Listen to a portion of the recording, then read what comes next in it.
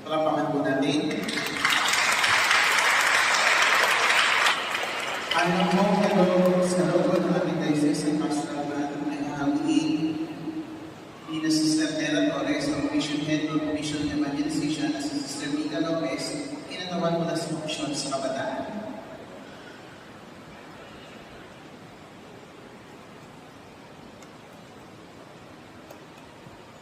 Palapakan po natin. Magsiguro. Ay, luhod ba? Luhod pala.